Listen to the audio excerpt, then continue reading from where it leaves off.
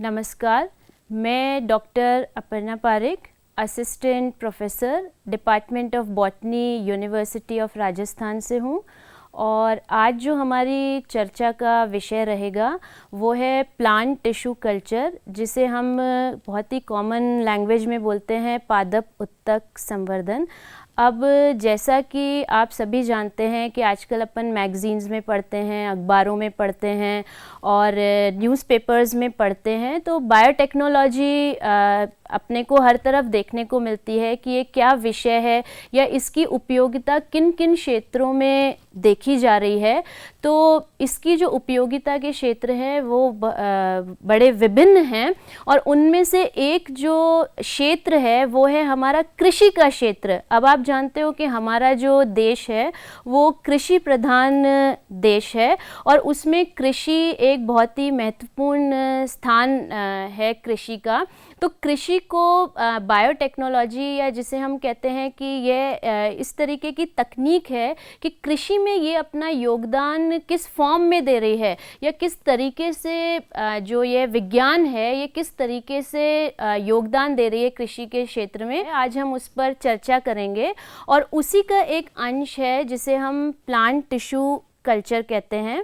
अब अगर हम बात करते हैं तो हमारी प्लांट टिश्यू कल्चर की अगर हम बात करते हैं तो आजकल हम देख रहे हैं कि ट्रांसजेनिक प्लांट्स डेवलप हो रहे हैं कि ये एक सिंपल उत्तक संवर्धन तकनीक से ये विज्ञान शुरू हुई थी और आज हम देखते हैं कि ट्रांसजेनिक पादप विकसित किए जा रहे हैं विभिन्न क्षेत्रों में, विभिन्न हम देखते हैं देशों में इस तकनीक का कार्य हो रहा है और ये बहुत ही एक प्रॉमिसिंग टेक्नोलॉजी है। हम ये कह सकते हैं कि इस तकनीक ने हर क्षेत्र में अपना एक स्थान बनाया है। जो हमारी अलग अलग जो कंपनियां हैं या हमारे देश के जो किसान हैं उनको किस तरीके से यह विज्ञान जो है मदद कर रही है, आज हम उसी विषय पर चर्चा कर रहे हैं। तो आगे भी आप देखेंगे कि किस तरीके से हम इन पौधों को हम विकसित कर सकते हैं और किस तरीके से ये पौधे हमारे लिए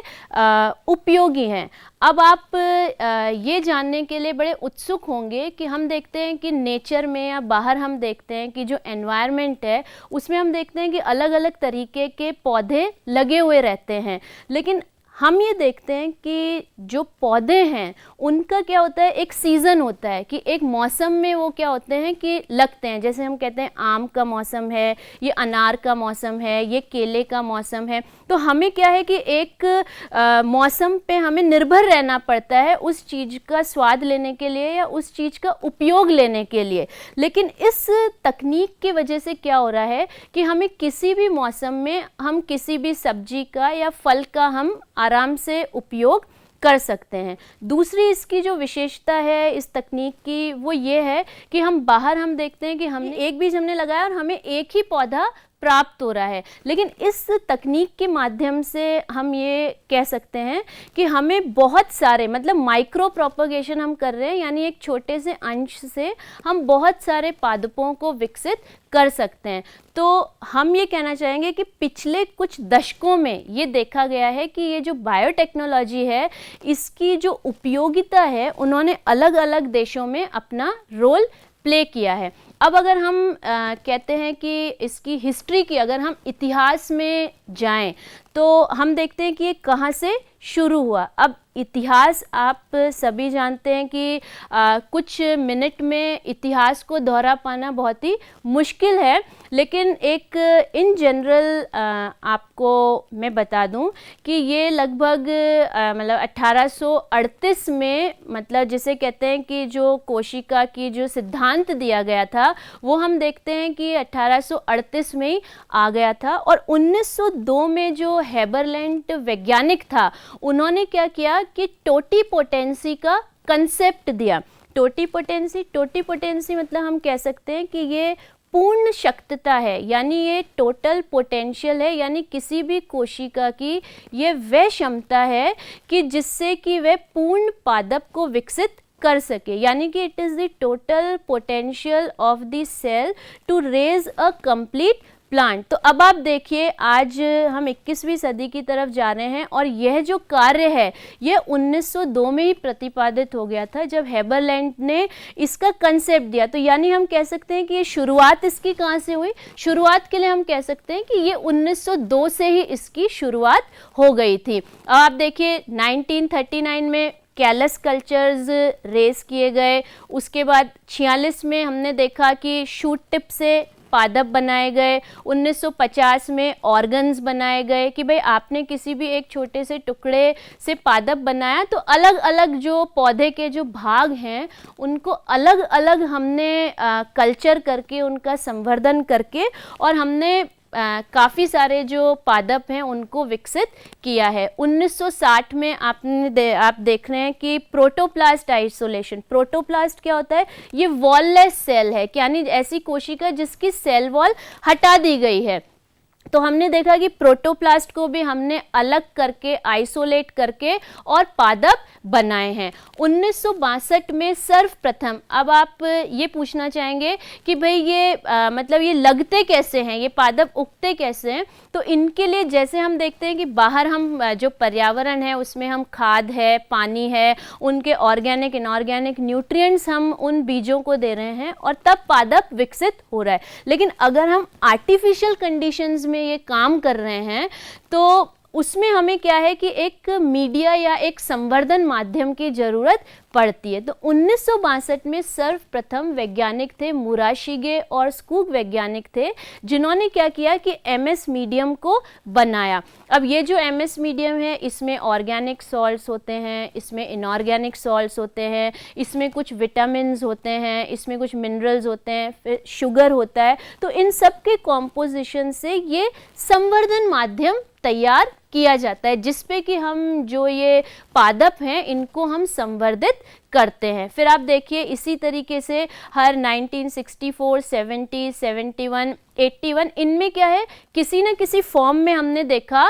कि ये पौधे विकसित हो रहे हैं। अब ये जो पोटेंशियल है प्लांट टिश्यू कल्चर, ये एक की फैक्टर है इस सपोर्ट का, और ये हमने अभी डिस्कस किया कि ये aseptic culture of cells, tissues और ऑर्गन्स है जिनको कि हम एक कंट्रोल्ड कंडीशंस में हम इनको लगाते हैं। फिर ये अलग अलग टिश्यू कल्चर टेक्निक्स हो सकती हैं, जैसे हमने देखा एक इंटैक्ट प्लांट को हम कल्चर कर सकते हैं, एम्ब्रियो को कर सकते हैं, शूट टिप है, रूट कल्चर है, लीफ कल्चर है, एंथर कल्चर है, कैलस कल्चर है, सस्पेंशन कल्चर है। अब इसकी एडवांटेजेस या उपयोगिताओं की जब हमने बात की तो आप ये देखिए, सबसे पहले कंजर्वेशन ऑफ एंडेंजर्ड प्लांट्स, यानी कि जो प्रजातियां विलुप्त हो रही है हम उनका संवर्धन कर सकते हैं। Large scale propagation of horticulture plants है, extraction of medicinally important compounds है, इम्प्रूवमेंट ऑफ एग्रीकल्चरल क्रॉप्स है, और जेनेटिक इंजीनियरिंग जिसकी आप बात कर रहे हो कि ये जो ट्रांसजेनिक पादप जो विकसित किए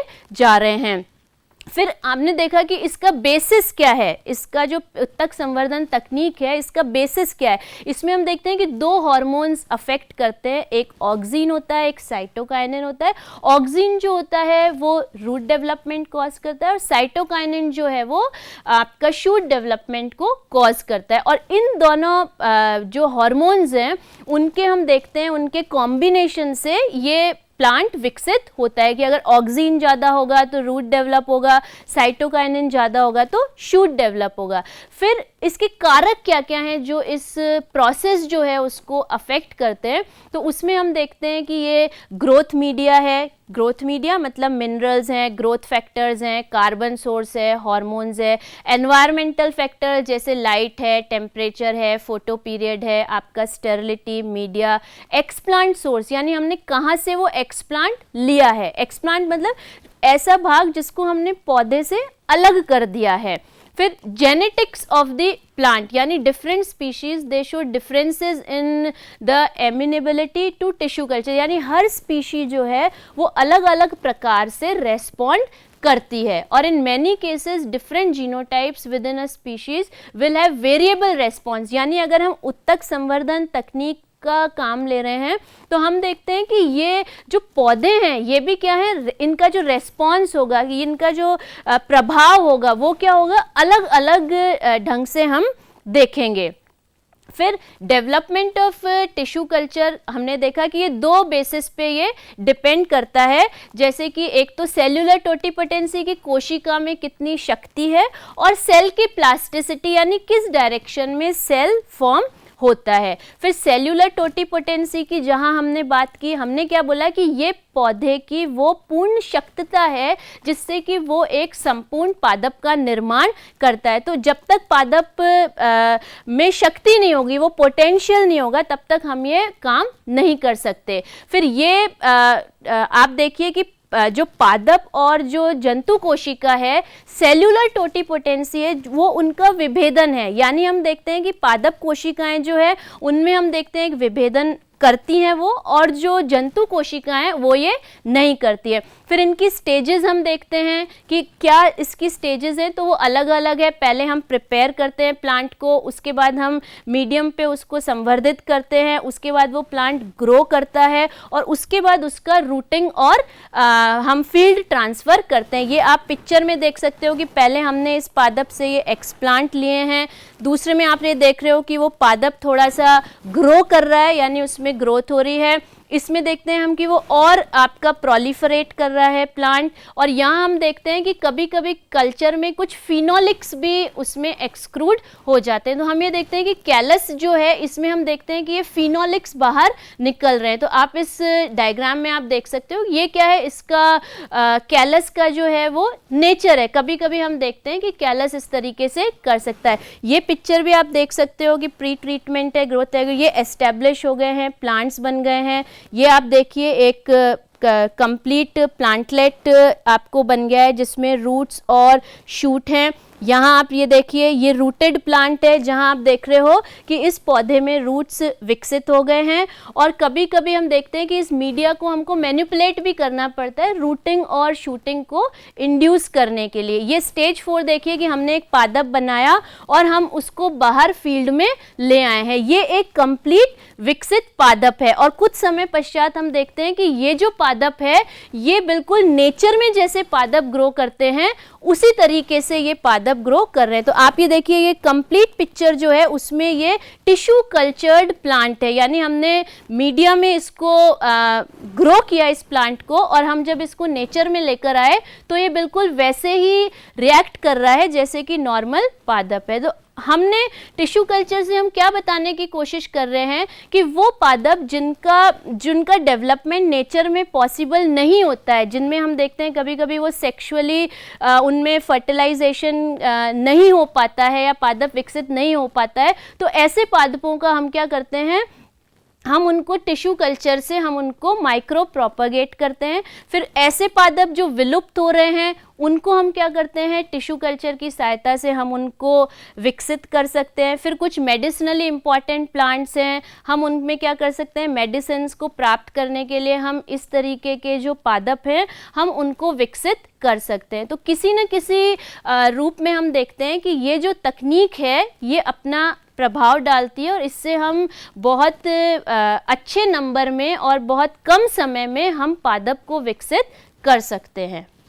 धन्यवाद।